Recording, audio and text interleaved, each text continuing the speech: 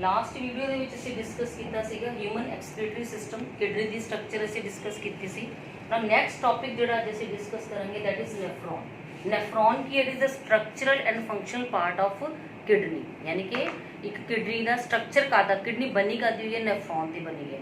एक किडनी के रफली किन्ने नैफ्रॉन्स होंगे 1 मिलियन, यानी कि 10 लाख नैफ्रॉन जोड़े है पर किडनी प्रेजेंट है। नो नैफ्रॉन की स्ट्रक्चर की है, ये स्ट्रक्चर डिस्कस करिए दो पार्ट्स है। सब तो पहला पार्ट है glomerulus, so this one is glomerulus. Glomerulus की है डेफिनेशन की है, these are the tuft of capillaries formed by afferent arteriole। afferent arteriole की है, it is a fine branch of renal artery. So ये जी एफरेंट आर्टीरियल आ रही है, इतने एक नैटवर्क बना लेंदी है, कैपिलरीज का एक नैटवर्क बनाती है। So this is called glomerulus. फिर उस तो बाद हो गया रीनल टब्यूल, ये सारा पार्ट जो है दिस इज रीनल टब्यूल। रीनल टब्यूल के भी फिर दो पार्ट है। सब तो पहला आगला कप लाइक स्ट्रक्चर है, so this is called Bowman's capsule. फिर उस तो बाद हो गया दिस ट्यूबुलर सारा पार्ट है। सो ये किया गया पीसीटी, लूप ऑफ हेनले या हेनलेज लूप ते डीसीटी। पीसीटी की है proximal convoluted tubule, Henle's loop and distal convoluted tubule. और थोड़ा सा रफली तुहानू दी पोजीशनिंग दिखाने की कोशिश की है मैं डायग्राम दे विच कि आ कॉर्टेक्स है। जो आप लास्ट टाइम किडनी की स्ट्रक्चर डिस्कस की सी, जो किडनी का बाहर वाला रीजन है दिस इज कॉर्टेक्स। इंटरनली आप डिस्कस किया कि इंटरनली किडनी के दो पार्ट है, outer region is cortex, inner region is medulla. So ah location होंगी है। So this is Bowman's capsule, इतने पीसीटी हो गया, फिर है गया हेनलेज लूप, फिर उस तो बाद फिर डीसीटी, यानी कि PCT DCT then Bowman's capsule. ये सारे पार्ट कितने प्रेजेंट है, ये कॉर्टेक्स से प्रेजेंट है।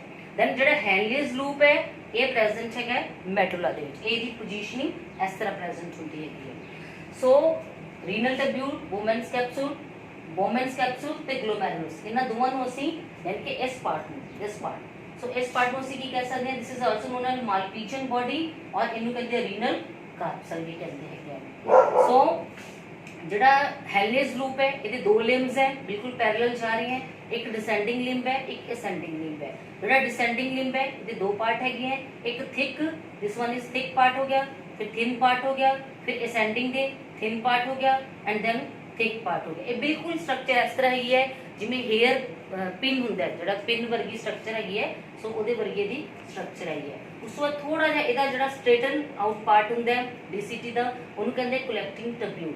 एक कलैक्टिंग टब्यूल जाके खुल जाता है कलैक्टिंग डक्ट के। सो कलैक्टिंग डक्ट के इस तरह के कई जोड़े नैफ्रॉन्स हैं वो जाके खुल जाते हैं। सो काफ़ी सारे एक कलैक्टिंग डक्ट कितने जाके खुल जाती है, डक्ट ऑफ बेलिनाई जाके खुल जाती है रीनल पेल्विस के थ्रू मेडुलरी पिरामिड्स खुल जाती है। सो नैफ्रॉन्स भी दो तरह के है, कॉर्टिकल नैफ्रॉन, जक्स्टर मेडुलरी नैफ्रॉन।